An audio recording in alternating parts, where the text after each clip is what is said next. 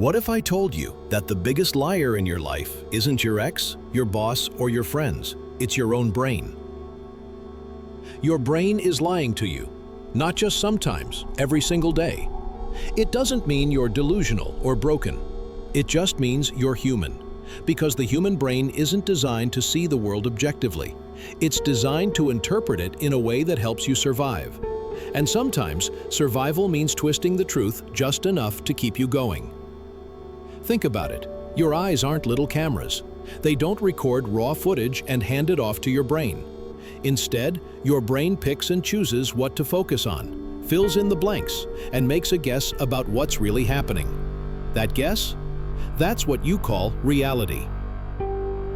But here's the catch. The guess isn't always right.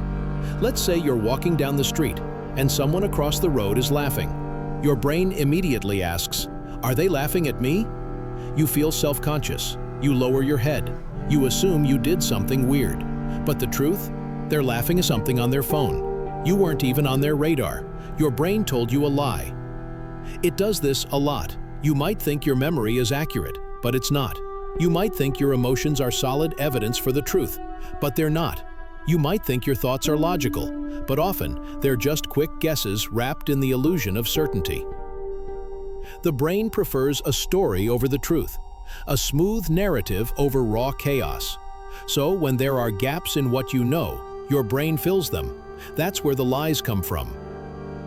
There's a well-known psychology experiment where people were shown a video of a car crash.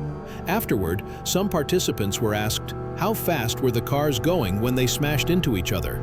Others were asked, how fast were they going when they bumped into each other? Just changing the word from bumped to smashed made people remember the crash as more violent. Some even swore they saw broken glass on the ground, even though there wasn't any. The brain isn't recording events. It's recreating them, using emotion, suggestion, and assumption. That means even your memories, the things you're most confident about, can be full of false details. Sometimes those lies are small, like thinking you placed your keys on the counter when really you dropped them on the table. Other times, the lie is big, like assuming someone dislikes you when they're just quiet or preoccupied. And the scary part? You believe it every time. Because the brain doesn't tell you, hey, this might not be true. It presents the thought like a fact. Let's go deeper. Take Mia, for example. She was 22 working her first real job. She was bright, driven, and full of ideas. One day during a team meeting, she nervously pitched a new campaign strategy.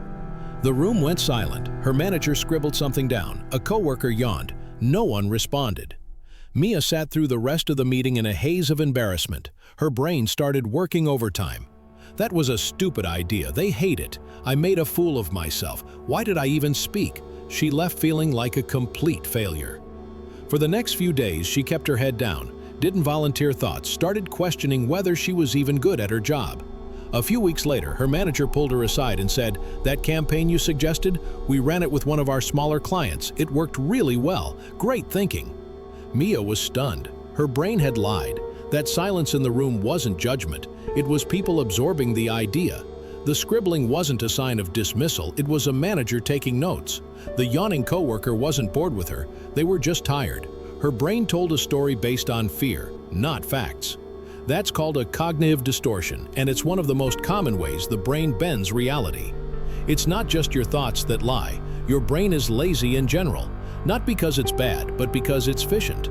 It wants to save energy, so it uses shortcuts. Psychologists call these shortcuts heuristics. They're fast, automatic ways to make sense of things. Usually, they're helpful, but sometimes they backfire. Take the availability heuristic. It's your brain's way of assuming that if something comes to mind easily, it must be common or true. So, if you hear a lot about plane crashes on the news, your brain starts to think they're happening all the time, even though statistically, flying is way safer than driving. Or look at confirmation bias. Once you believe something, anything, your brain starts looking for evidence to prove it and ignores evidence that contradicts it. If you believe people don't like you, you'll only notice when someone looks away while you talk. You won't notice the times they smile at you, ask how you're doing, or laugh at your jokes. Your brain is cherry-picking information to support the lie it already believes. And then there's perception. You think you're seeing the world as it is, but you're not. You're seeing the world through a filter. That dress that broke the internet, blue and black or white and gold, same photo, different brains.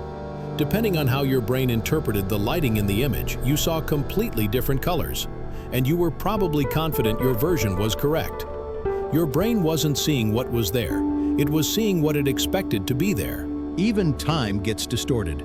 When you're anxious or uncomfortable, time drags. When you're having fun, it flies. When you're waiting for a text, a minute feels like an hour. When you're distracted, an hour feels like 5 minutes. Time doesn't change. Your brain just processes it differently depending on how you feel.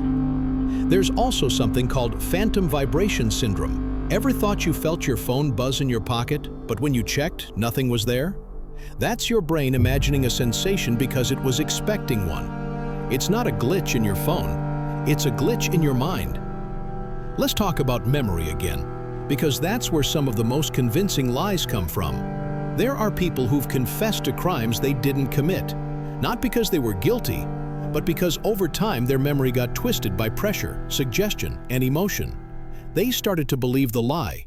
That's how fragile memory can be. In one experiment, researchers implanted a completely fake memory in people's minds, being lost in a mall as a child. A quarter of the participants not only believed it happened, but started adding their own details: what they were wearing, who found them, how scared they felt. Their brain took a suggestion and built a whole experience out of it. Even your childhood memories, those vivid, emotional ones, might not be real in the way you think they are. They might be combinations of stories you've heard, photos you've seen, or just feelings your brain stitched into something that felt solid. And then there's emotion, possibly the biggest liar of all. When you feel sad, everything looks darker.